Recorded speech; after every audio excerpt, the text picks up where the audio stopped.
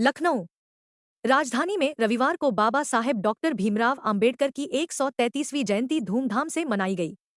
अनुयायियों ने उनके आदर्शों पर चलने का संकल्प लिया। सुबह से रात तक बाबा साहेब की प्रतिमा पर पुष्पांजलि, सांस्कृतिक कार्यक्रम व भंडारे का आयोजन चलता रहा।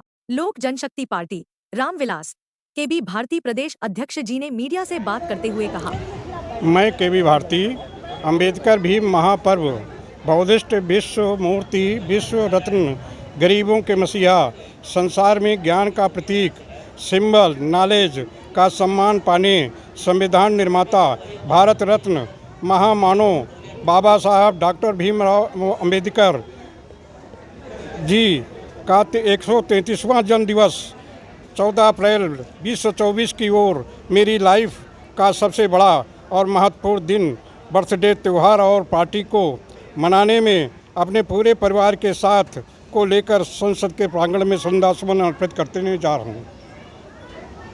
किस तरीके का कार्यक्रम यहाँ पे आज आयोजित किया गया?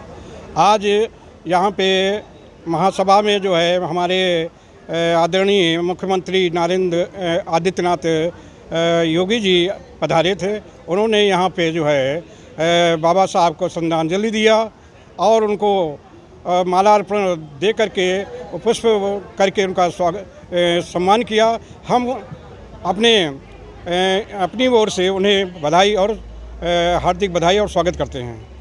सर, हमारे चैनल के माध्यम से समाज को और भारतवासियों को क्या मैसेज देना चाहेंगे? बाबा साहब ने समाज को बनाने में अपना बड़ा अग्रणी समय दिया है और उन्होंने जो कुछ समाज के लिए किया है वो बहुत कम है। दलित पिछड़ों और अन्य वर्गों को उठाने का जो उन्होंने अपनी जीवन में कार्य किया है उसके लिए सभी दलित और पिछड़ा वर्ग अन्य सभी लोग जो हैं ऋणी रहेंगे।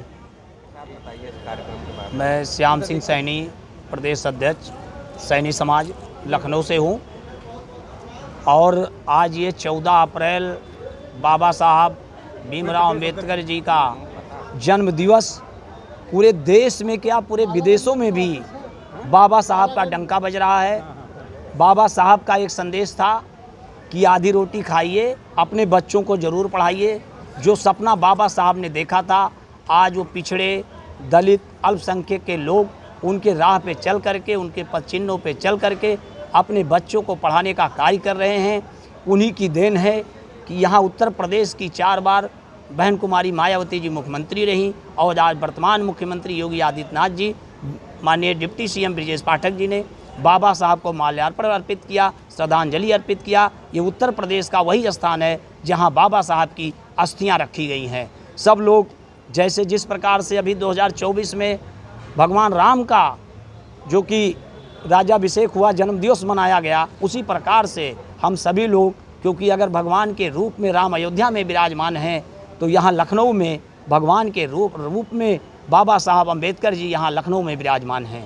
जय महात्मा ज्योतिबा राव फुले, जय भगवान बुद्ध। पीजी कॉलेज की स्टूडेंट एमएड फैकल्टी की हूँ और मैं डॉक्टर भीमराव अंबेडकर के जयंती पे उनको ढेर सारे शुभकामनाएं कि वो हमारे भारत देश में जन्म लिए और शिक्षा के क्षेत्र में उन्होंने बहुत उन्नति किया। उन्होंने 3 शब्दों का प्रयोग किया था, शिक्षित रहिए, संगठित रहिए और संघर्ष करते रहिए। व्यक्ति को उन्होंने ये सुझाव दिया था और उन्होंने हमारे भारतीय संस्कृतियों में जो कि छुआछूत को लेके उन्होंने उनको जिस तरह से हमारे फेस करना पड़ा था, उन्होंने इसके लिए उन्होंने बहुत ज़्यादातर शिक्षा पे जोर दिया। कहा कि आप शिक्षा से आप बहुत बड़ी उन्नति के तौर पे जा सकते हैं और लोगों से संगठित रहिए। संघ में रहेंगे तो आपका लोगों से संगठित रहने से व्यक्ति का जो व्यक्तित्व का विकास होता है वो बहुत अधिक तरह से होगा।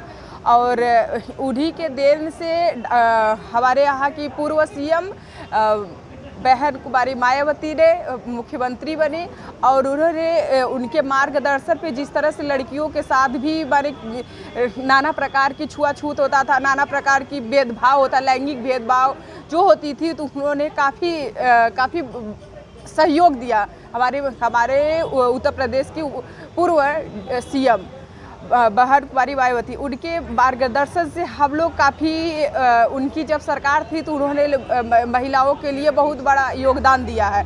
जिस तरह से हाई स्कूल लड़कियों को उन्होंने कुछ योगदान दिया पैसे से और साइकिल दिया, क्योंकि हमारे क्षेत्र में महिलाओं के लेके बहुत बड़ा नाना प्रकार के मतभेद उत्पन्न होता देखने को मिलता है।